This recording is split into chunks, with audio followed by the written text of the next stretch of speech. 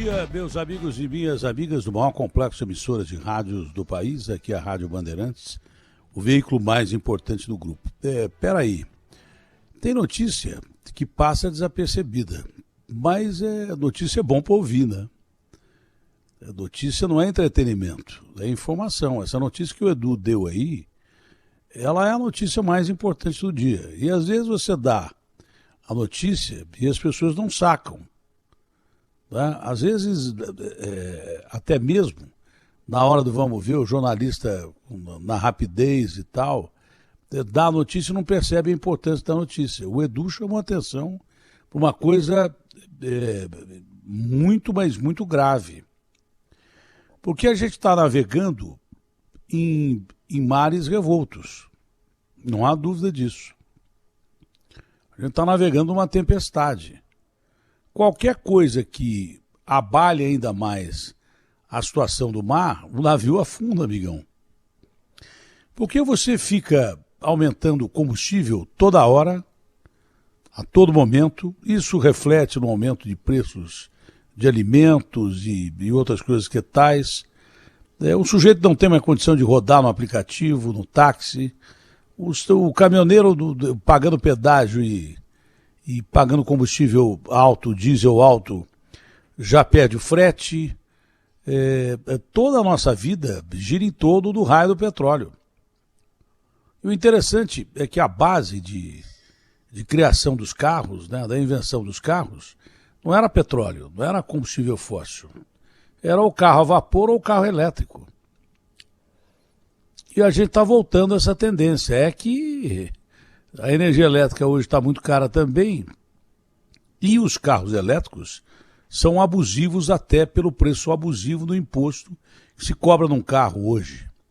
Você compra um carro popular, você compraria uma Mercedes fora do Brasil. Mas o carro popular dá o preço de uma Mercedes. É tudo imposto. O que tem de imposto ali, a maioria do que você paga no carro é imposto embutido ali. Isso desde sempre. Não é porque a gente está em crise econômico-social, não é? Sanitária. Não é por isso. É porque desde sempre o imposto foi muito alto. Sobre tudo. Até sobre combustíveis. E esses manés ficam falando dessa reforma administrativa, que é um absurdo, que é a mordida do leão mesmo. É o leão querendo avançar em cima do bolso do mais rico, do mais pobre, de todo mundo. O leão quer te comer e acabou. Agora, se esses caras da OPEP produzem menos petróleo, o barril do petróleo aumenta e até agora você não sabe de verdade de onde vêm esses aumentos do combustível, porque o Bolsonaro mandou o cara embora da Petrobras com o argumento de que o cara atrelava o preço do combustível ao dólar. Né? Quando o dólar subiu, o cara, já metiu o aumento. E agora, se de repente, mesmo com o dólar caindo, oscila muito, sobe, cai, quando o dólar caiu, ninguém diminuiu o preço do combustível. Devia ser imediato, não? Não mudou nada, mudou o presidente, mas continua o mesmo. Mudaram as moscas, porque continua a mesma coisa. Se o petróleo disparar em termos de preço, eu não sei, sinceramente, o que a gente vai fazer. Não sei, porque o combustível é vital. Eu já estou sacando uma coisa que você deve estar sacando também. Tem dia que você vê o trânsito parecendo o trânsito daquele começo da pandemia, com muito menos gente na rua. Você está percebendo na rua, pelo menos os horários que eu ando, tá? E são horários variados, e já perguntei, ontem mesmo eu perguntei para o Garrafa se ele tinha pego muito trânsito, ele disse que não. Algumas pessoas me disseram a mesma coisa. Até semana passada, o negócio estava lá em cima, era trânsito mais do que normal, era uma coisa fora do padrão, fora da curva. Todo mundo ficou preso durante muito tempo e de repente todo mundo resolveu sair. Já está mudando a coisa porque ninguém tem mais condição de botar combustível no carro. Álcool e gasolina e diesel no caminhão. Ontem o motorista falou aqui. Um irmão caminhoneiro ligou aqui, dá até não. Entre combustível e pedágio eu gasto 900 conto. Onde é que vai o dinheiro do meu frete? Seria a gota d'água para a situação explodir. Porque se aumentam ainda mais, já aumentaram, mas se aumentam ainda mais o preço do combustível, ninguém aguenta, velho. Ninguém aguenta. Você dá uma olhada nos postos, você vê o cara abastecendo com extrema necessidade de abastecer. Só quem precisa mesmo andar de carro está abastecendo. Quem não precisa e pode, já foi para o transporte coletivo e já, mesmo com o subsídio dessa prefeitura, esses caras que dominam o transporte coletivo em São Paulo há 60 anos vão começar a falar em aumento de passagem. Você não tem a dúvida. Ou então eles vão aumentar a frota para ganhar ainda mais dinheiro. E com aumento de preço de passagem. Não duvide disso. Porque a maldade que fizeram dos 60 a mais, cobrarem dos 60 a mais, é uma maldade terrível no meio de uma pandemia. Então, esses caras, não duvide, são capazes de tudo. Mas essa notícia que o Edu trouxe, ela é alarmante para o Brasil. Só faltava o preço do petróleo explodir, e a papo furado esse negócio que os caras da OPEP não estão se dando bem. Pelo contrário, eles estão se dando bem mesmo. O que eles querem?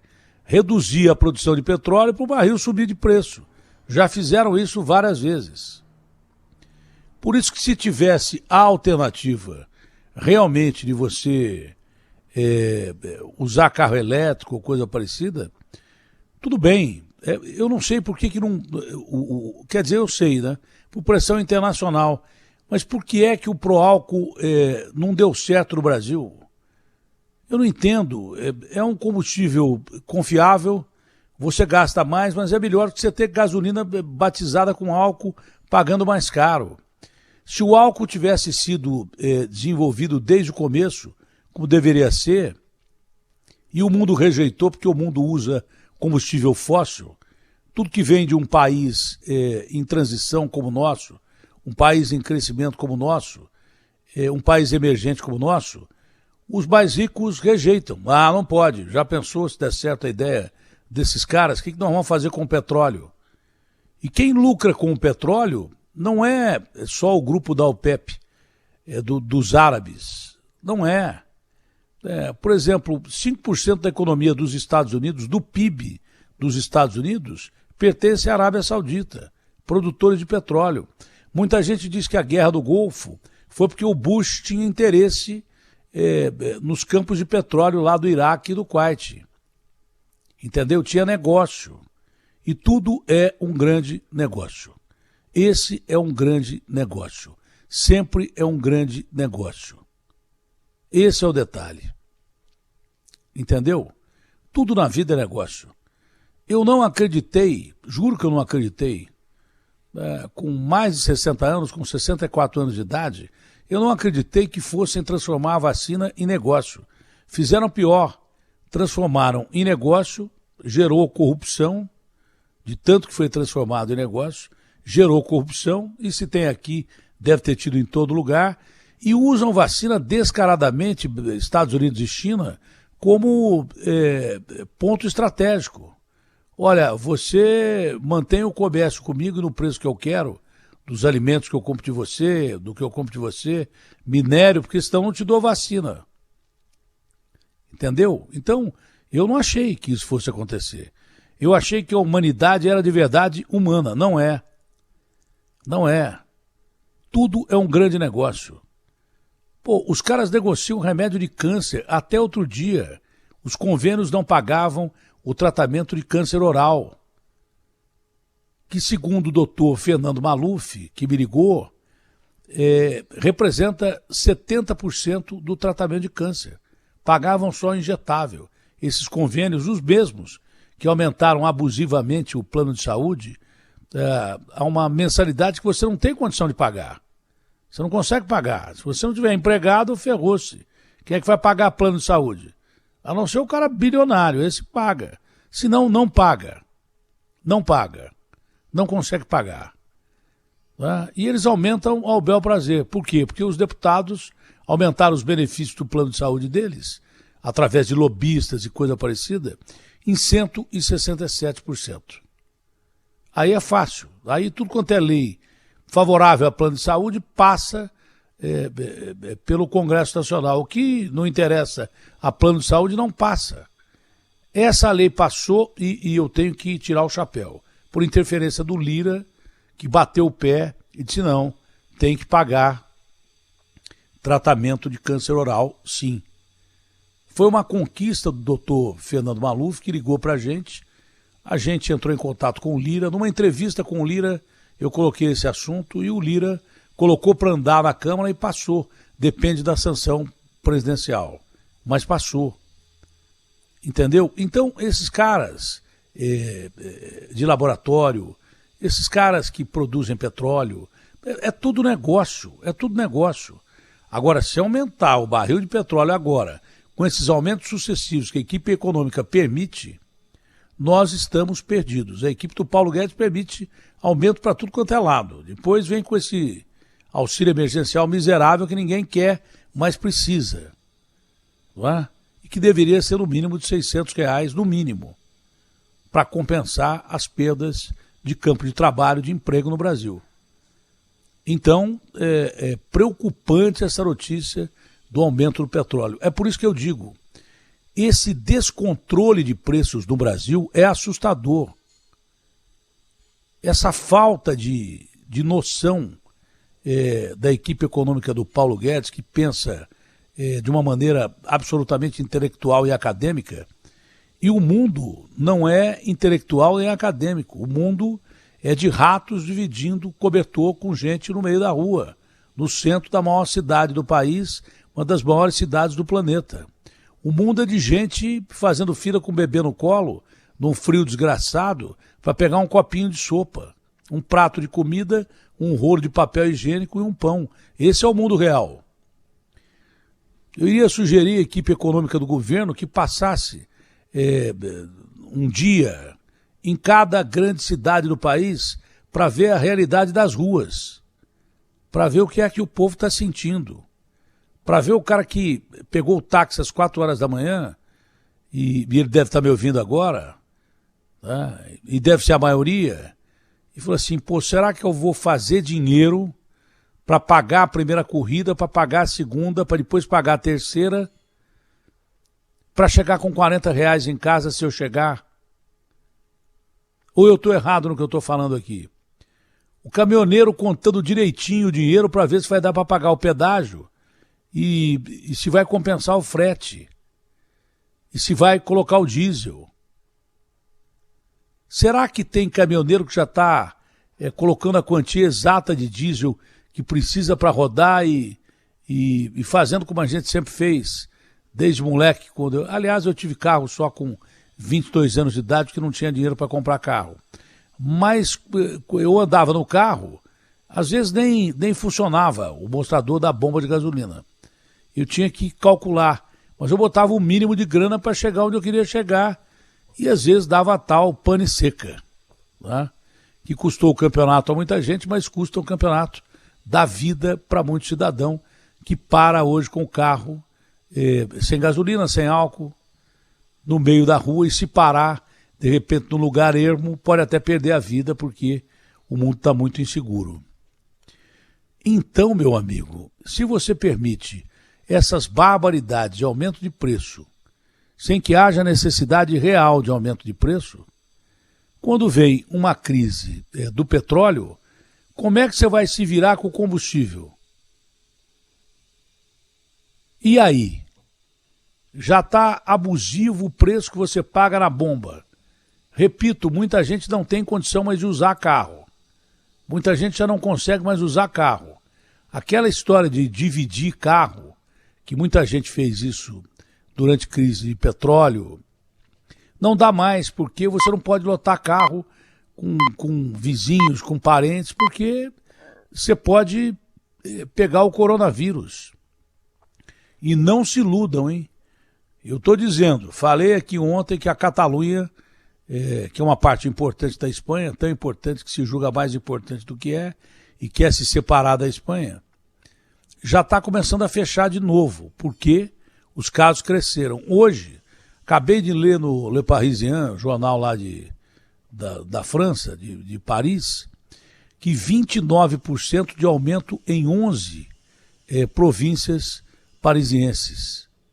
29% de aumento geral em 11 das províncias parisienses, quase que aumento de 50% de casos de coronavírus, e eles prevendo já uma quarta onda, muito por causa dessa tal variante Delta que chegou aqui, e já está em São Paulo, está no Maranhão, está em vários estados do Brasil, está no Brasil inteiro.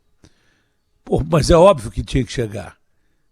Um cara vem da Índia, via Catar, fica 2 horas depois de fazer o PCR, andando no aeroporto de Guarulhos, não é? Conversando com todo mundo, batendo papo, não sabe o resultado do exame de PCR, pega um avião da TAM, ele vem no avião com 320 passageiros, não sei quanto desembarcaram aqui no Brasil, ele foi um deles. Aí ele pegou um avião da TAM e foi para o Rio de Janeiro. Isso sem saber o resultado do exame do PCR. E da cidade do Rio de Janeiro foi para Campos dos Goytacazes, que é onde ele mora. Lá detectou-se que ele estava com a variante Delta, com o exame feito aqui em São Paulo, porque os do Rio ainda não tinham ficado prontos. Moral da história, meu amigo. Se aconteceu com esse cara, só aconteceu com ele? Claro que não. A gente só passou a controlar voos da Índia há uns 15 dias atrás, ou no máximo um mês. E já tinha essa variante Delta se espalhando pelo mundo inteiro. Então, não se iluda. A pandemia não acabou, não sei quando vai acabar, nem os cientistas sabem. Porque se os caras da Europa já estão fazendo o jogo, tirando máscara, e campeonato comendo solto, já estão começando a se preocupar com uma quarta onda de coronavírus, imagina então o que será no Brasil, onde não há controle absolutamente nenhum. Não tem controle, aqui parece que a doença acabou. O cara só vai levar na doença ou quando está morrendo de falta de ar, né? Ou quando tem algum familiar que pega a doença e você fica desesperado e vê que não é tão simples quanto você imaginava, porque quem sobrevive fica com sequelas físicas, psicológicas. Então, a gente não entende bem desse bicho. A gente dá parabéns aos nossos cientistas, né?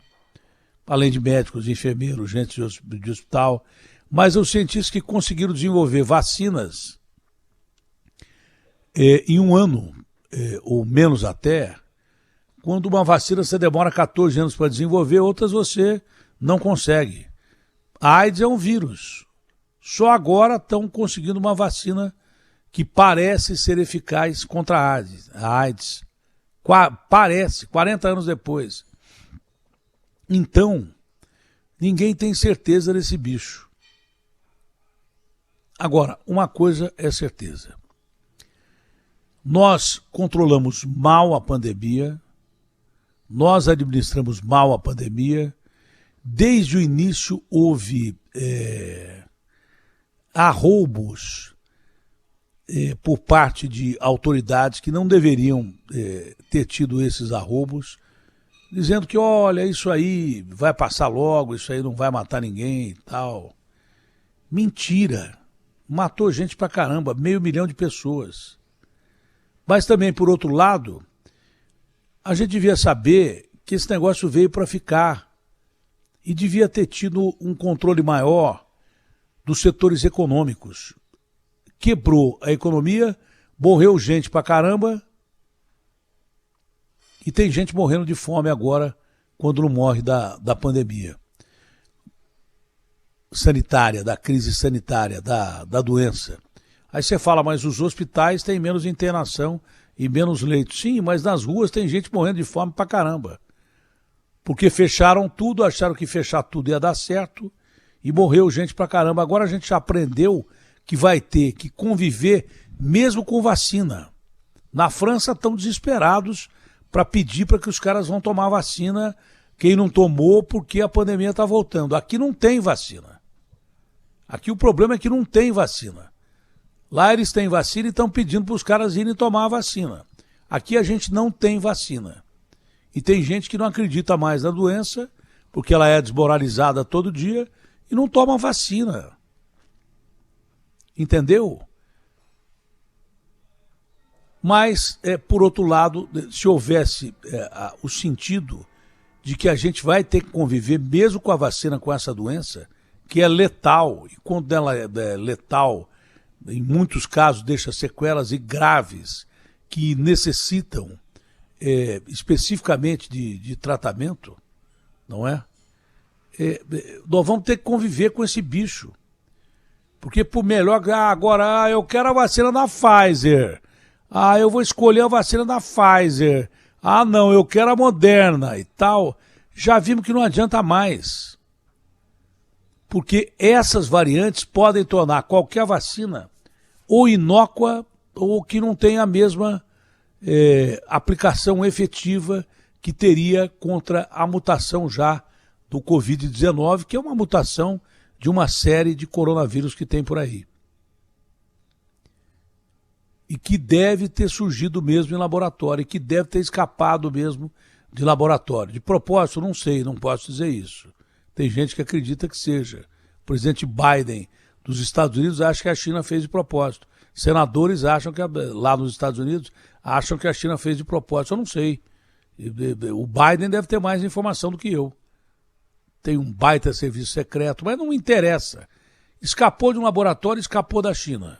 A China um dia vai ter que dizer por que esse vírus escapou do laboratório e eles não tiveram o controle necessário, e a OMS, que só presta para isso, né, deveria ter se inteirado do assunto e avisado o mundo do risco que a gente corria.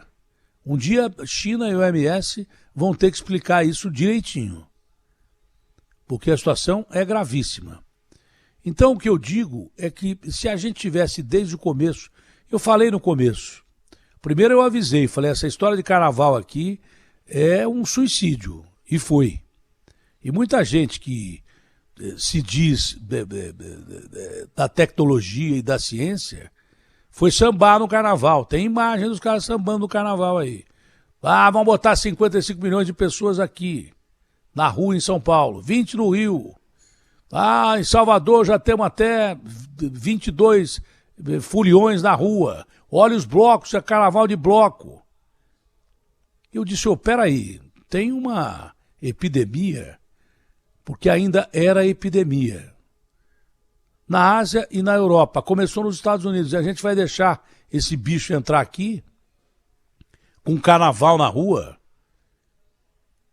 porque a gente já sabia que esse bicho se transferia de um organismo para outro pelo contato social.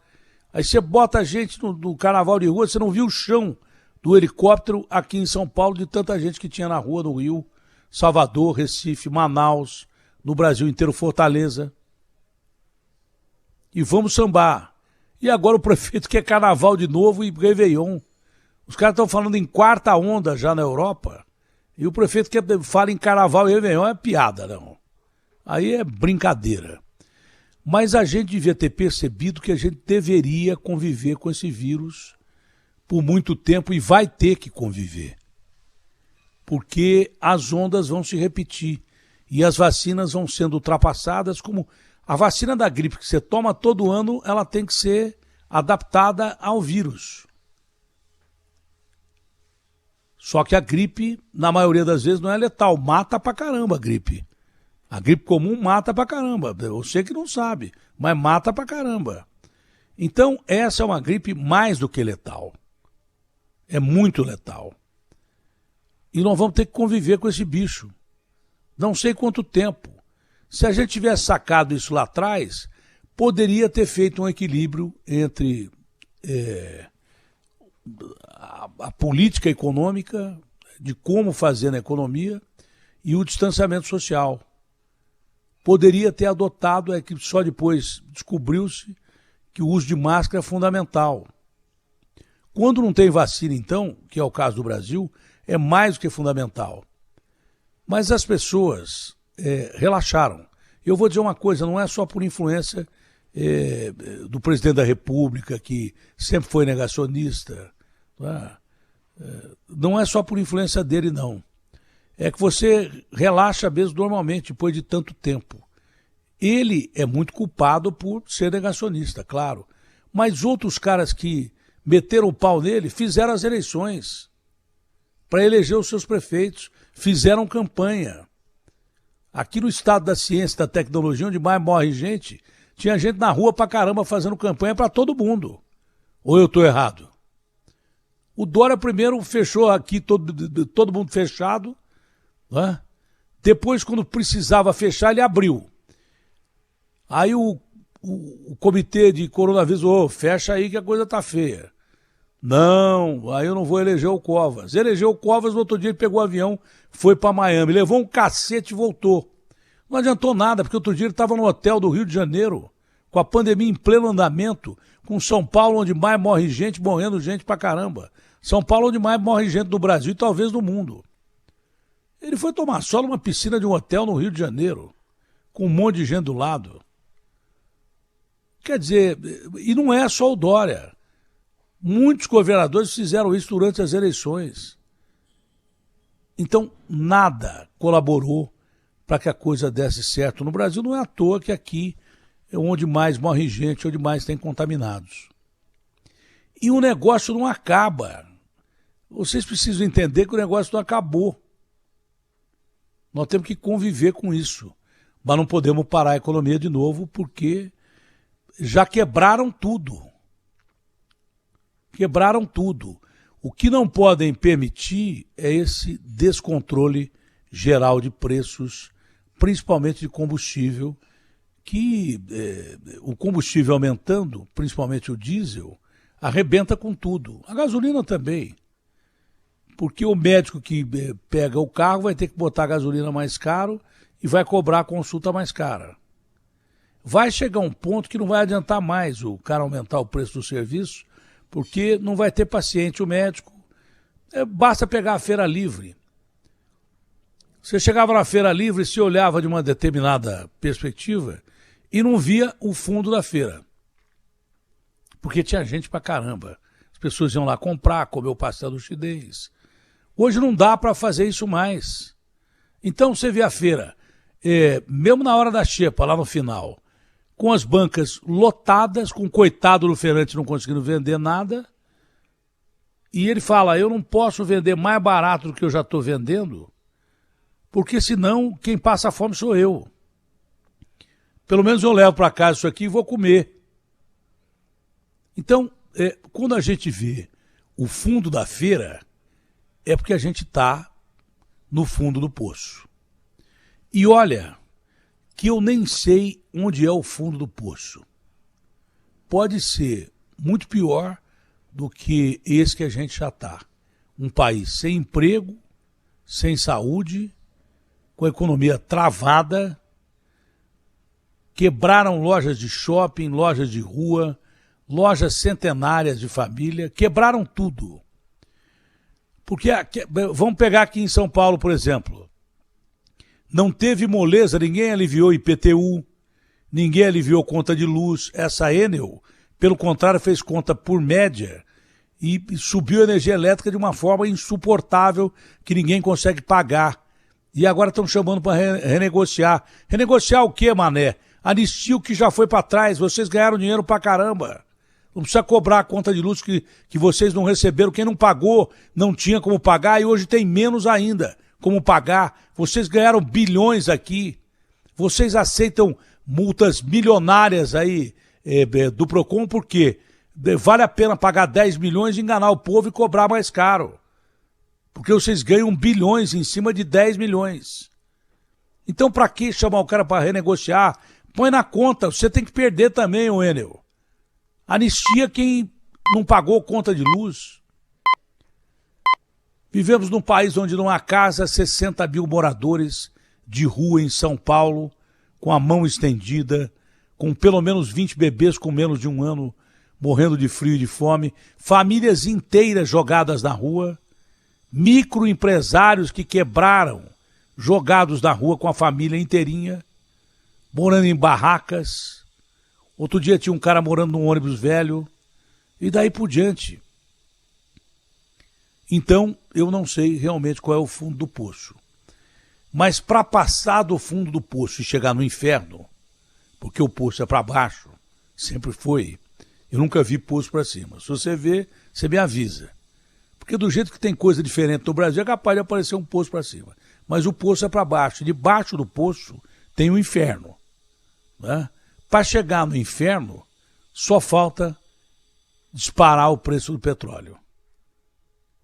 Porque aí a indústria vai sofrer, você vai sofrer, o Brasil vai ficar pior do que está. E olha que eu tinha um amigo que eu falava assim, bicho, a coisa está tão feia, será que pode piorar? O cara falava assim, pode. Hoje o pior é que pode mesmo e com PH. RB fechada com você. Opinião. O que é certo é certo. José Luiz da Atena. Na Bandeirantes.